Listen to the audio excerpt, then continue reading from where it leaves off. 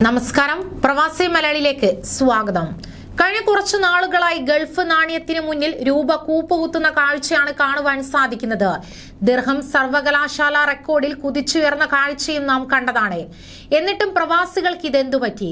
വിദേശ മലയാളികൾ കേരളത്തിലേക്ക് അയക്കുന്ന പണത്തിന്റെ വിഹിതം 5 വർഷത്തിനിടെ പകുതിയായി കുറഞ്ഞുവെന്നുള്ള റിപ്പോർട്ടാണ് പുറത്തുവരുന്നത്.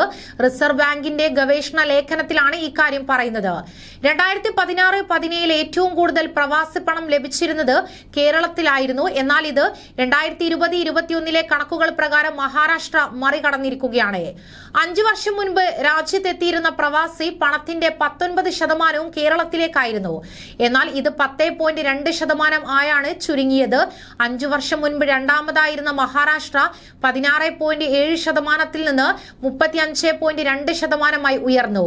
ഗൾഫ് രാജ്യങ്ങളിലേറെ പ്രവാസികളുള്ള കേരളം, തമിഴ്നാട്, കർണാടക സംസ്ഥാനങ്ങളുടെ വിഹിതം മൊത്തം ചേർത്താൽ പോലും 25.1% ആകുന്നുള്ളൂ.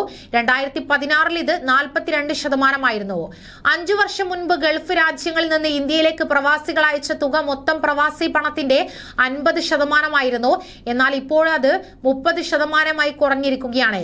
അതുപോലെ തന്നെ ശ്രദ്ധേയമായ മറ്റൊരു കാര്യമാണ്, 5 വർഷം മുൻപ് ഇന്ത്യയിലേക്ക് ഏറ്റവും കൂടുതൽ പ്രവാസി പണം വന്നിരുന്നത് UAE നിന്നായിരുന്നുവെങ്കിൽ നിലവിൽ US 22.9% നിന്നാണ്.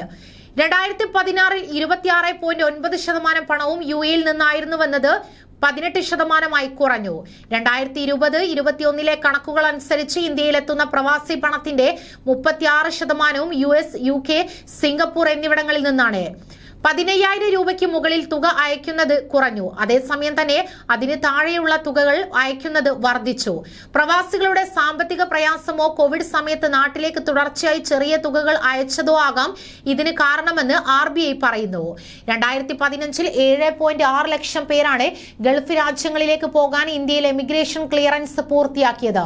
2019 ഇത് 3.5 ലക്ഷമായി. കോവിഡ് പ്രതിസന്ധി നിലനിന്നിരുന്ന 2020 90,000 ഏറ്റവും അധികം പേർ പോയിരുന്നത് സൗദിയിലേക്കായിരുന്നു.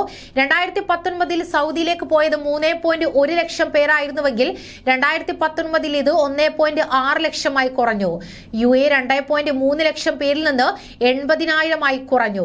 തൊഴിൽ നഷ്ടപ്പെട്ട് തിരിച്ചു വരുന്നവരുടെ എണ്ണത്തിലെ വർധനവ്, കോവിഡ് മൂലമുണ്ടായ പ്രതിസന്ധി, കുടിയേറ്റ രീതികളിലെ മാറ്റം എന്നിവയും മാറ്റത്തിന് കാരണമായി എന്നാണ് വിലയിരുത്തൽ.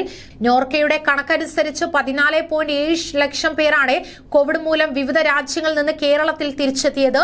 ഇതിൽ 59% UAE നിന്നായിരുന്നു.